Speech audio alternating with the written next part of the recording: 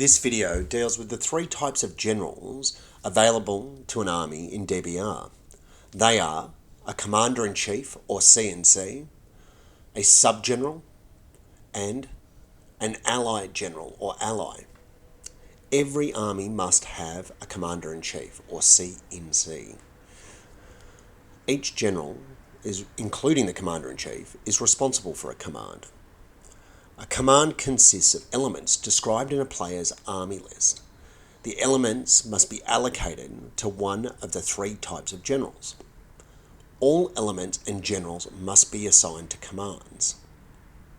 A CNC, Sub-General, or Ally can only expend PIPs in relation to elements assigned to them. They may not use their PIPs to move elements that are assigned to another command. The more generals, the more control a player theoretically has by means of rolling more dice. The CNC simultaneously throws one PIP die for each of his own command and those of his sub-generals, and then allocates one of these dice and its PIP scores to each of those commands. For practical purpose, it is polite to place the PIP die next to the general who has been allocated those PIPs. If the CNC is in close combat or has been lost, he may not allocate the die. Instead, each commander dices separately. The same applies if a sub-general is further than 1,200 paces away from the Commander-in-Chief or cannot see him. Further, commands will also dice separately if their general has been lost. For CanCon 2025, the depth of our tables is 120 centimetres.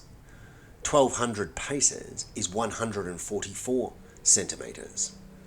Players should remember, though, that if their general is out of sight from the Commander-in-Chief, it does not matter how far away the general is. The command of an Allied general always dices separately, and it is practice to use a distinctively coloured die different to those that can be allocated to the sub-generals. For the first turn of each game at CanCon 2025, players should dice for each of their commands separately.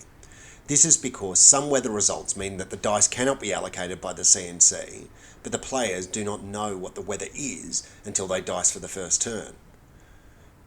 If there are no weather effects impacting command and control, then players can proceed to allocate their PIP dice as normal. A command continues to be diced for each bound that any of its elements remain on the table. That means that even if the general of a command is dead and there is only one element left on the table, it continues to dice. If a command is completely destroyed or routes off the table, then the dice for that command is no longer rolled. PIP dice cannot be transferred or accumulated. They are indivisible to the commands for which they are allocated. They are not accumulated to the following turn and are discarded or wasted if left unspent in a given turn. With that in mind, there is often the temptation for players to use their PIP dice and associated scores as much as they can, despite the fact that they may not need to, as they cannot save them to the following turn. PIPs are used for moving elements or rallying them.